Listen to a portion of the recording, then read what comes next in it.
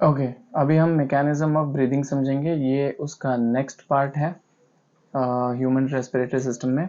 ठीक है, ब्रीदिंग कैसे होती है। ब्रीदिंग में दो इंपॉर्टेंट फिनोमेना है, एक है इनहेलेशन और दूसरा है exhalation. Okay, first one is inhalation and then you have exhalation. तो पहले हम इनहेलेशन को समझने की कोशिश करते हैं।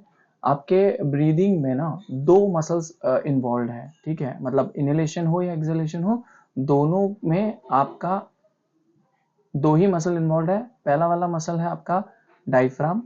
ठीक है, पहले आपका डायफ्राम इन्वॉल्व है and you have external intercostal muscles. Diaphragm क्या होता है? डायफ्राम डोम शेप्ड मसल होता है जो थोरैक्स कैविटी को और एब्डोमेन कैविटी को सेपरेट रखता है। ठीक है, आपका जो पूरा टॉर्सो है उसमें thoracic cavity and abdominal cavity को अलग रखने का काम डायफ्राम का होता है। ठीक है, ये एक सेपरेशन का काम करता है।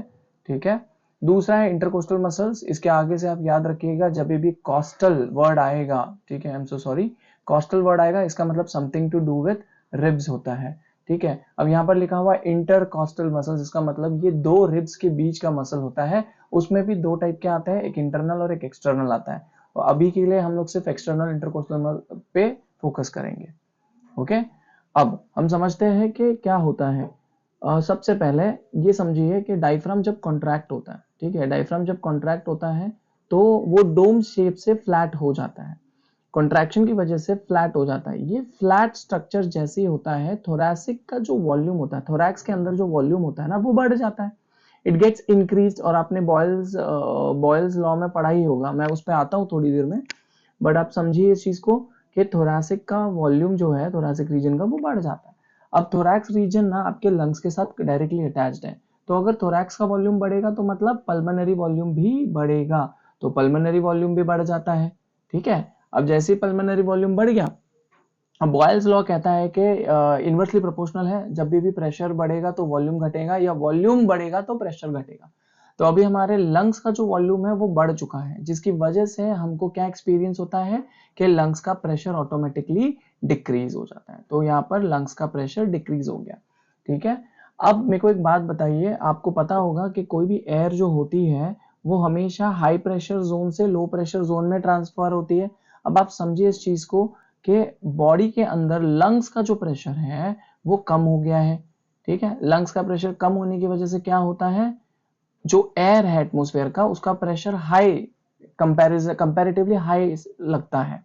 इसीलिए एयर क्या करती है, या एयर का क्या होता है, एटमोस्फियर से वो एंटर करता है इनटू द लंग्स। अब ये अकेले नहीं होता, जब ये सब चल रहा होता है, डायफ्राम में ये सब चेंजेस हो रहे होते हैं, साइमल्टेनियसली आपके एक्सटर्नल इंटरकोस्टल मसल्स में भी कुछ चेंजेस होते हैं। अब वो चेंजेस क्या होते हैं, फिर से जब डायफ्राम कॉन्ट्रैक्ट होता है उसी समय पे आपका एक्सटर्नल इंटरकोस्टल मसल्स कॉन्ट्रैक्ट होता है। अब एक्सटर्नल इंटरकोस्टल मसल्स जब कॉन्ट्रैक्ट होता है तो आप देखोगे कि जो हमारा क्या कहते हैं, हमारा जो थोरैक्स है वो लिफ्ट हो जाता है। ठीक है, थोरैसिक कैविटी में थोड़ा सा लिफ्टिंग का प्रोसीजर या प्रोसेस होता है। अब थोरैसिक कैविटी अगर लिफ्ट अप होती है, जिसकी वजह से फिर से थोरैसिक वॉल्यूम बढ़ जाता है। ठीक है, थोरैसिक वॉल्यूम बढ़ जाता है। अब तुम सोचोगे कि क्या डिफरेंस है सर, पहले भी तो थोरैसिक वॉल्यूम बढ़ गया था, अभी भी बढ़ गया है, और पल्मोनरी वॉल्यूम बढ़ गया था, अभी भी यहाँ पर भी बढ़ गया है। आप ये बात समझिए कि जो डायफ्राम की वजह से थोरैसिक वॉल्यूम बढ़ा था उसका डायरेक्शन है एंटेरियो पोस्टीरियरली। अब इसका मतलब क्या है, एंटेरियो पोस्टीरियर का मतलब क्या होता है, तो जस्ट गिव मी 1 सेकेंड, मैं आपको समझाता हूँ एंटेरियो पोस्टीरियर का मतलब क्या होता है। ठीक है, अगर आप देखोगे, मैं अभी ना डायग्राम में बनाने जा रहा हूँ, इसी डायग्राम के ऊपर मैं आपको एक डायरेक्शन बना के दिखाऊंगा। ये जो ग्रीन लाइन जा रही है ऊपर से नीचे, ठीक है, इस डायरेक्शन को बोला जाता है एंटेरियो पोस्टीरियर डायरेक्शन, मतलब हेड से टेल की डायरेक्शन में। लेकिन मैं अब जो बनाने जा रहा हूँ, यानी मैं अभी एक डार्क ब्लू कलर में बनाने जा रहा हूँ, वो यहां से यहां बना रहा हूं। ठीक है, इसको कहते हैं डॉर्सो वेंट्रली, इसको कहते हैं डॉर्सो वेंट्रली। तो ये रहा मेरा वेंट्रल साइड, ये रहा मेरा डॉर्सल साइड। ठीक है, ये मेरा रहा एंटीरियर साइड, ये रहा मेरा पोस्टीरियर साइड। तो आप समझिए दोनों में लिखा है मैंने थोरैसिक वॉल्यूम इंक्रीज होता है, पल्मोनरी वॉल्यूम इंक्रीज होता है, लेकिन इनकी डायरेक्शन अलग है। डायफ्राम की वजह से एंटेरियो पोस्टीरियरली इंक्रीज हुआ है वॉल्यूम, और इसीलिए डिक्रीज इन प्रेशर भी एंटेरियो पोस्टीरियरली होता है। लेकिन यहाँ पर मैंने लिखा है कि पल्मोनरी वॉल्यूम और थोरैसिक वॉल्यूम जो बढ़ गया है वो किस डायरेक्शन में बढ़ा है, इस डायरेक्शन में बढ़ा है, डोर्सोवेंट्रली, और इसीलिए पल्मोनरी प्रेशर जो डिक्रीज हुआ है, प्रेशर जो डिक्रीज हुआ वो भी डोर्सोवेंट्रली ही होगा। ठीक है, अब ये दोनों की वजह से जब प्रेशर डिक्रीज हो जाता है तो आपका जो एयर है, एयर कहां से एंटर करता है, एयर एंटर्स फ्रॉम एटमोस्फियर। क्यों एटमोस्फियर से, क्योंकि एटमोस्फियर में होता है हाई प्रेशर एंड लंग्स में होता है लो प्रेशर। तो एयर हाई प्रेशर से लो प्रेशर में ही जाता है। ठीक है, आई होप इतना समझ में आ गया होगा। अब सेम चीज हो रही है फॉर एक्सपीरेशन, लेकिन ऑपोजिट डायरेक्शन में। अगर आप देखोगे एक्सपीरेशन में क्या होता है, फिर से वही दो मसल्स इन्वॉल्व है, एक है आपका डायफ्राम, फिर से एक्सटर्नल इंटरकोस्टल मसल्स, लेकिन इस बार रिलैक्सेशन हो रहा है। एक्सपीरेशन होने के लिए लंग्स को डिफ्लेट करने के लिए इन दोनों मसल्स का रिलैक्स होना जरूरी है। तो देखिए दोनों रिलैक्स हो रहे हैं, लेफ्ट एंड राइट साइड पे देखिए दोनों रिलैक्स हो रहे हैं। अब जैसे रिलैक्स होंगे, ये एरो आपको दिख रहा होगा डायग्राम में, नीचे की तरफ बनाया गया है, इसका मतलब लिफ्ट डाउन हो रहा है, यानी रिब्स क्या कर रहे हैं, ribs are pulling down the thoracic region. Whereas अगर आप डायफ्राम को देखोगे, डायफ्राम अब फ्लैट था ना पहले, अब डायफ्राम क्या हो गया है, डोम शेप हो गया है, डायफ्राम बिकम्स डोम शेप।